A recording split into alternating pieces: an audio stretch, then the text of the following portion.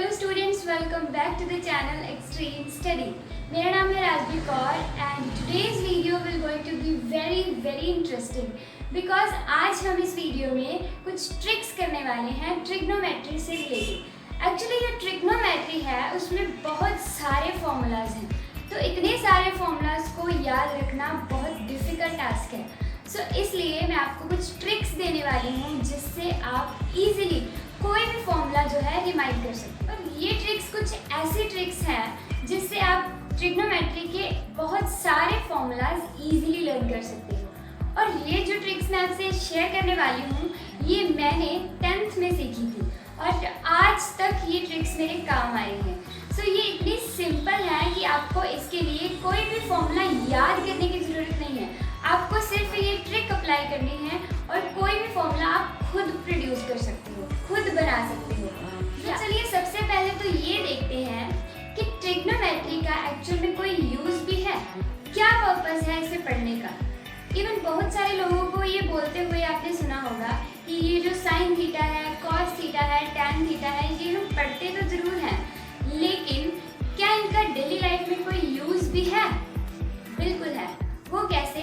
Architectures जब बड़ी बड़ी बिल्डिंग्स खड़ी करते हैं, सीढ़ियाँ बनाते हैं, स्लोप्स बनाते हैं, इवन जो बड़े बड़े ब्रिजेस होते हैं वो भी ट्रिग्नोमेट्री की हेल्प से ही बनते हैं। अब ये जो ट्रिग्नोमेट्री वर्ड है ये ग्रीक लैंग्वेज का वर्ड है जिसका मतलब है tri means 3, gon means sides and metry means measurements.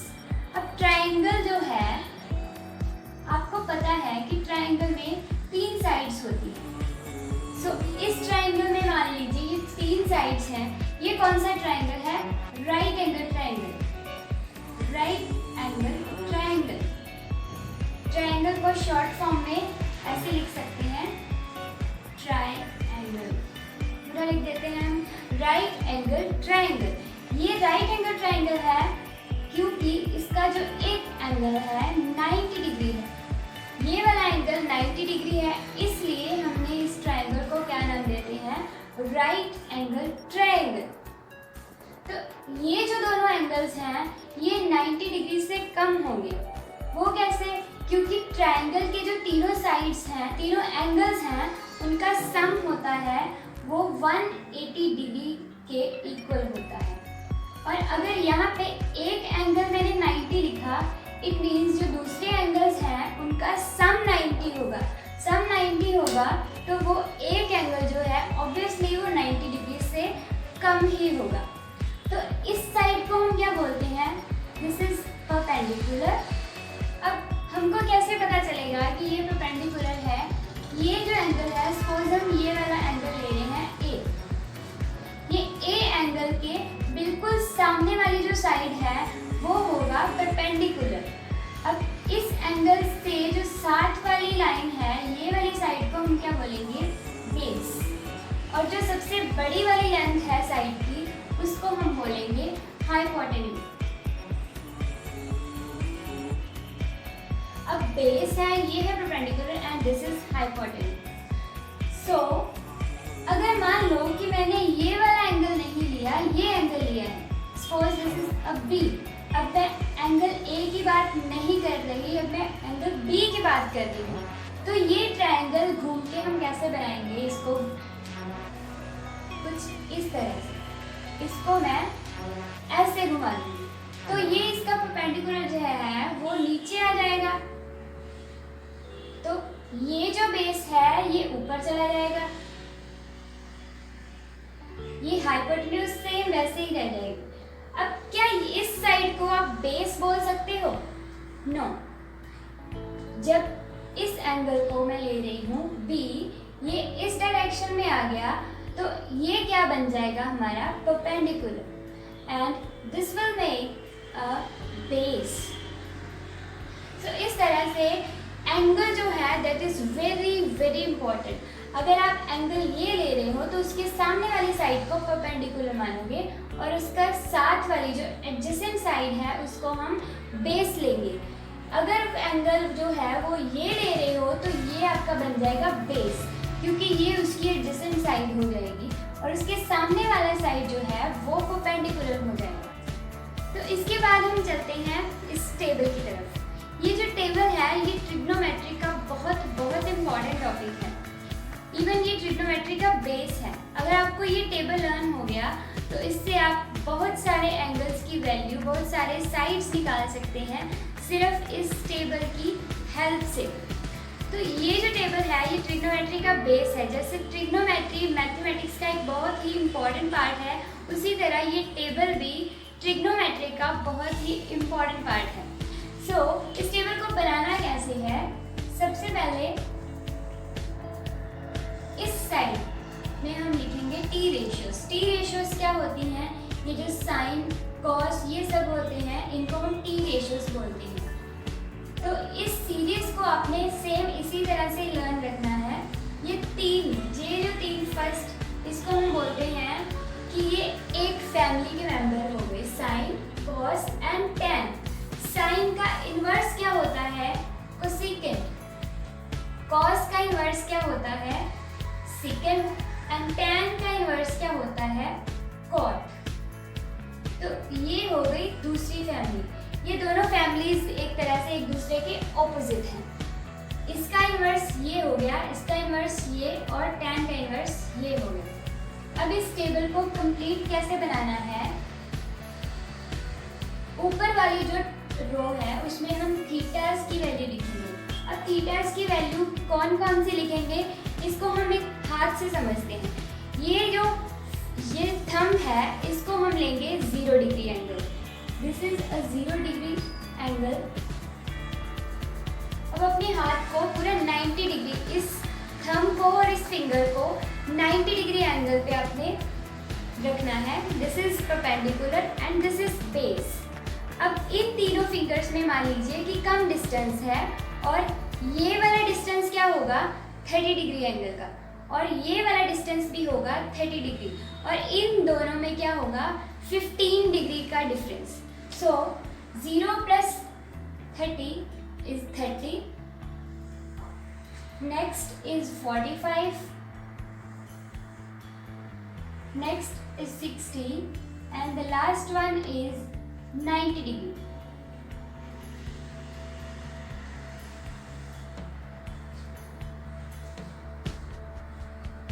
अब साइन की वैल्यूज कैसे निकालनी है, इसका एक बहुत ही सिंपल तरीका है। आपने साइन की वैल्यूज अगर निकाल ली तो पूरी की पूरी डायग्राम आप खुद बना सकते हैं। अब साइन की वैल्यू 0, सबसे पहले हमने 0 से स्टार्ट करना है। 0 यहाँ पर लिखेंगे 1, 2, 3 एंड 4। अब इन सारी टर्म्स को आपने 4 के साथ डिवाइड करना है। अब 4 के साथ डिवाइड करने के बाद इस सब का स्क्वायर रूट कर देना। अब जब आपने स्क्वायर रूट को सॉल्व किया तो आपको आंसर मिल जाएगा साइन 0 डिग्री। अब इसको अगर सॉल्व करेंगे that is equal to 0। So sine 0 is equal to 0। Sine 0 degree equal to 0। अब नेक्स्ट 1 का रूट जो होता है 1, 4 का रूट क्या होता है 2। So sine 30 degree will be equal to 1/2। Next 2 के टेबल से अगर इसको कट कर दें तो 1/2, तो 1/√2 आ जाएगा। तो साइन 45 डिग्री की वैल्यू क्या आएगी, 1/√2। अब इसको करें तो 4 का स्क्वायर रूट जो है वो 2 आ जाएगा, और 3 को हम 3 रहने देंगे। तो sine 60 degree will be equal to √3/2। तो 4 से 4 कैंसिल हो गया, तो ये किसके इक्वल आ गया, 1। अब आप ये सारी टर्म्स आपको लिखने की ज़रूरत नहीं है। आप हमारी सीधी वैल्यूज आ गई 0, 1/2, 1/√2, √3/2 एंड 1। अब इस साइन की वैल्यू आ गई तो समझिए कि आपका पूरा टेबल बन गया। या वो कैसे, यहाँ पर कॉस की वैल्यूज हैं। कॉस 0 डिग्री क्या होता है, आपने जितनी भी साइन की वैल्यू है उनको उल्टा लिखना है। मतलब जो लास्ट वाली वैल्यू है उसको आप सबसे पहले लिखोगे। After that √3/2, 1/√2 1/2 and this will equal to 0. अब tan की वैल्यू निकालनी तो और भी इजी है.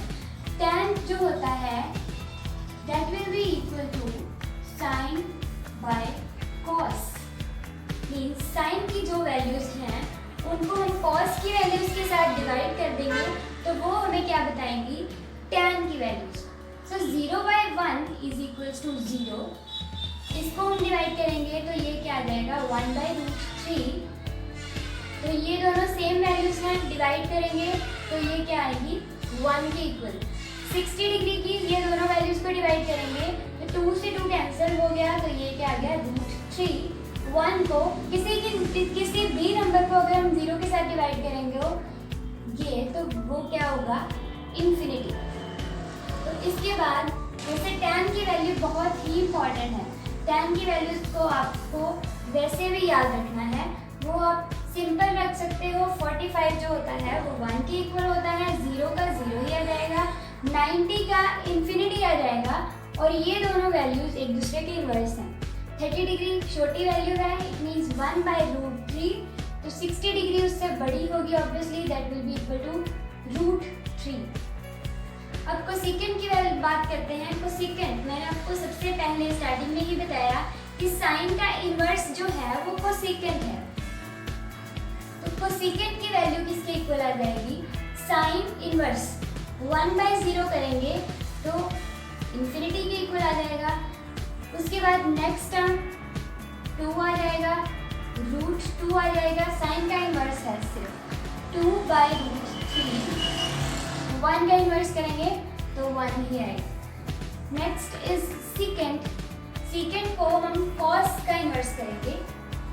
ये जो कॉस की वैल्यूज हैं इन सबको इन्वर्स करेंगे तो 1/1 इज 1, 2/√3 √2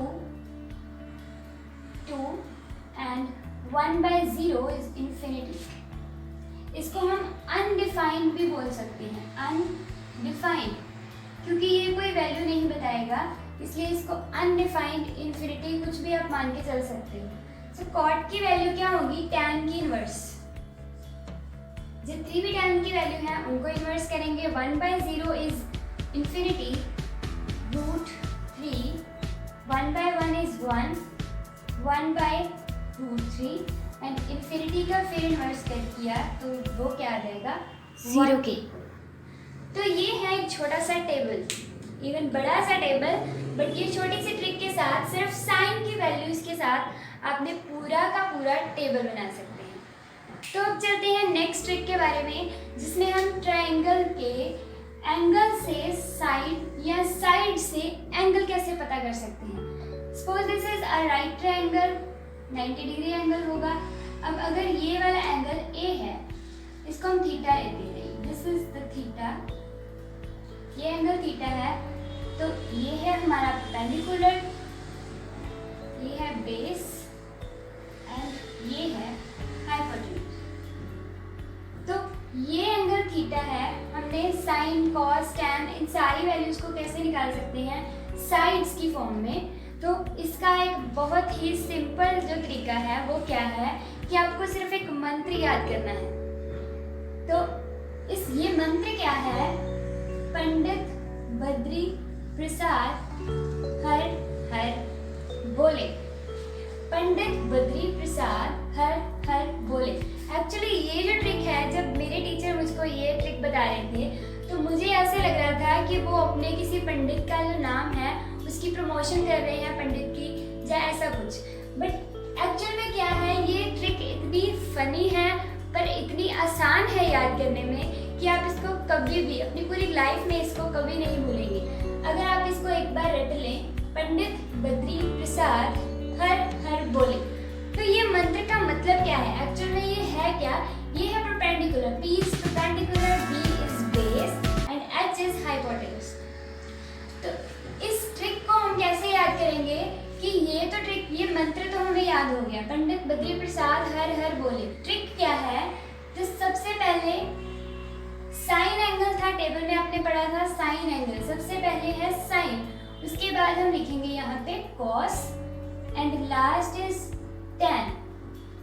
अब साइन थीटा की बात करें, साइन थीटा, तो इस फॉर्मूले से आप क्या बोलोगे कि साइन थीटा क्या बन गया, perpendicular by hypotenuse. Sine theta is equals to perpendicular upon hypotenuse. अब next is cos theta. Cos theta का फॉर्मूला क्या है आप बताइए। कॉस थीटा का फॉर्मूला क्या आएगा, base by hypotenuse. Next is about tan theta. tan theta की वैल्यू क्या आ जाएगी, परपेंडिकुलर बाय बेस। अब ये इसको इन्वर्स करेंगे, साइन थीटा का इन्वर्स क्या है, कोसेकेंट थीटा। कोसेकेंट की वैल्यू क्या होगी, hypotenuse upon perpendicular. Next is secant and next is cot. Sin का inverse, cos का inverse and tan का inverse. So secant is equals to hypotenuse upon base and cot will be equals to base upon perpendicular. तो ये 6 formulas आपको बड़े easily learn हो जाएंगे सिर्फ इस छोटी सी ट्रिक से। अब मान लीजिए अगर आपको थीटा दिया है तो आप साइड्स निकाल सकते हो, अगर साइड्स गिवन है तो आप एंगल निकाल सकते हैं। तो फर्स्ट जो मैं स्टार्टिंग में आपको बताया था कि अगर ट्रायंगल में थीटा यहाँ नहीं होकर यहाँ है तो आपको ट्रायंगल की साइड्स चेंज करनी है। सबसे पहले तो ट्रायंगल को सिमेट्रिक वे से आप ऐसे बना सकते हो जिससे आपको समझने में आसानी हो। तो इस ट्रिक्स को अप्लाई करने से पहले आप ये ज़रूर देख लें कि परपेंडिकुलर कौन सा है और बेस कौन सा है। एडजेसेंट साइड जो होगी वो बेस होगी और उसके बिल्कुल सामने वाली साइड होगी वो perpendicular. So now let's move on to next trick. Next trick बताने से पहले मैं आपको एक बात बताती हूँ कि ये जो ट्रिक्स मैंने आपको आज बता रही हूँ, ये ट्रिक मैंने 10th में सीखी थी और 10th में हमारे मैम का नाम था मिसेस पुनीत कौर, जिन्होंने हमें ये ट्रिक्स बताई थी। और वो टीचर जो थे वो मेरे फेवरेट टीचर थे और अब तो वो स्कूल के प्रिंसिपल बन चुके हैं। तो आई एम श्योर अब जब भी वो ये वीडियो देखेंगे तो वो बहुत खुश होने वाले हैं। इवन मुझे जब भी मौका मिलेगा उनसे मिलने का तो मैं ये वीडियो उनको ज़रूर बताने वाली हूँ कि उनकी दी हुई ट्रिक्स आज मेरे कितने काम आ रही है। और इवन मैं दूसरे बच्चों को भी ये ट्रिक्स बता रही हूँ जिनसे उनके लिए भी ट्रिग्नोमेट्री जो है वो ईजी हो जाए, जिस तरह से मेरे लिए हुई है। तो नेक्स्ट ट्रिक की बात करते हैं जिसमें हमने जो एंगल का एंगल से रिलेशन करना है वो कैसे। सबसे पहले मैंने आपको एक फॉर्मूला अभी बताया था कि tan जो है tan theta always equals to sine theta by cos theta. अब इस फॉर्मूले को लेकर हमने बहुत सारे फॉर्मूलाज बनाने हैं, वो कैसे। अब एक और मैंने आपको बात बताई थी जो पंडित बद्री प्रसाद वाला फॉर्मूला था, उसमें साइन कॉस एंड tan ऊपर थे। साइन का जो इन्वर्स है दैट इज कोसेकेंट, कॉस का सेकेंट, tan का कॉट। अब इन तीनों लाइंस जब इस लाइन को, इस पॉइंट को, साइन को कोसेकेंट से मीट करें, कॉस को सेकेंट से, tan को कॉट से। अब ये जो तीनों लाइंस हैं इनको मैंने इस तरह से ड्रॉ करना है कि ये तीनों लाइंस जो है एक पर्टिकुलर पॉइंट पे इंटरेक्ट करें। वो किस तरह से, सपोज अब मैं अगर इस तरह से तीनों लाइंस को ड्रॉ करूं तो ये एक पॉइंट पे क्या कर रही हैं, मीट कर रही हैं। तो ये पॉइंट को हम एक नाम दे देते हैं 1। इस 1 का बहुत ही बेनिफिट होने वाला है इस पूरे फॉर्मूलाज को निकालने में। सबसे पहले ये जो फॉर्मूला है tan का, यहाँ पे हम tan लिखेंगे, tan थीटा। उसके बाद आ गया साइन, tan के सामने साइन, साइन को हम कहाँ पे लिखेंगे, यहाँ। तो उसके बाद नेक्स्ट जो बचा है cos थीटा। अब tan का इन्वर्स क्या है, tan का इन्वर्स है cot, उसके सामने क्या लिखेंगे, cot। नेक्स्ट cos का इन्वर्स है secant, उसके सामने आ जाएगा secant। sin का इन्वर्स है cosecant। अब इस जो टेबल, इस डायग्राम से हम बहुत सारे फॉर्मूलाज बना सकते हैं इस छोटे से डायग्राम से। या सबसे पहले आप देखिए कि ये जो साइन है वो कोसेकेंट का इन्वर्स है। ये फॉर्मूला, अगर आपको फॉर्मूलाज आते हैं उससे डायग्राम बना लीजिए, अगर डायग्राम्स आते हैं तो उससे फॉर्मूला बना लीजिए, दोनों एक दूसरे में इन्वर्स हैं। अब इस डायग्राम में ध्यान से देखिए, सबसे पहला फॉर्मूला तो हमने ऑलरेडी जिससे डायग्राम बनाया है वो क्या है, tan theta is equals to sine by cos theta. It means कि ये जो टर्म है इसमें अगर हम क्लॉकवाइज मूव कर रहे हैं, ये क्लॉकवाइज मूव किया हमने, तो tan जो है उसकी आगे वाली दो टर्म्स का जो है रेशियो वो उसके इक्वल आ गया। अब साइन का फॉर्मूला निकालना हो तो साइन के आगे वाली दो टर्म्स हैं cos and cot। So cos theta upon cot theta is equals to sin theta. Next cos theta का फॉर्मूला क्या बन जाएगा, नेक्स्ट टू टर्म्स की ratio cot theta upon cosecant theta। उसके बाद आ गया cot theta is equals to cosecant theta upon secant theta। Next is cosecant theta, उसका formula क्या होगा, secant theta upon tangent theta। Next and last is secant theta will be equals to tan theta upon sin theta। अब इन formulas को अगर आपने prove भी करना हो तो आप इजीली कर सकते हो। वो कैसे, सपोज ये sin थीटा का फॉर्मूला है तो sin थीटा जो है cos theta and cot theta की जगह पे मैं क्या लिख सकती हूँ, 1/tan। सपोज मैंने यहाँ पर अगर लिखा cot theta is equals to 1/tan, तो वो इन्वर्स होके ऊपर आ जाएगा tan थीटा, और tan थीटा का फॉर्मूला है sin बाय cos। ये cos एंड cos आपस में कट हो गए, sin theta will be equals to sin theta. इसी तरह से आप बाकी फॉर्मूलाज को भी प्रूव कर सकते हो सेम ट्रिक के साथ। अब नेक्स्ट चीज क्या है इस डायग्राम में, इसमें जो सामने सामने वाले जो टर्म्स हैं, सपोज ये और ये और ये और ये वाली टर्म, ये जो सामने सामने वाले टर्म्स हैं ये कॉरेस्पॉन्डिंग एंगल्स बनाती हैं। किस तरह से कॉरेस्पॉन्डिंग एंगल्स कौन से होते हैं, कॉरेस्पॉन्डिंग एंगल्स जिनका सम जो है वो 90 डिग्री के इक्वल होता है। अब साइन थीटा है, अगर उसको हमने cos थीटा की फॉर्म में लिखना है तो cos 90 माइनस थीटा, साइन को अगर cos में कन्वर्ट करेंगे तो वो किसके इक्वल आ जाएगा, 90 माइनस थीटा। अगर cos को लिखना हो तो वो क्या आ जाएगा, साइन 90 माइनस थीटा, उसका ऑपोजिट। तो next tan will be equals to cot 90 minus theta. उसी तरह से इन्वर्स क्या हो जाएगा, cot theta is equals to tan 90 minus theta. Next is secant theta is equals to cosecant 90 minus theta, and similarly cosecant theta is equals to secant 90 minus theta. I think it's very simple to remember these formulas with the help of this diagram. So next trick पे चलते हैं। वो क्या है कि इसी diagram में हम अगर इस तरह से एक जो कॉलम है उसको छोड़ के नेक्स्ट आपको इसी शेप में ये लाइन बनानी है क्लॉकवाइज।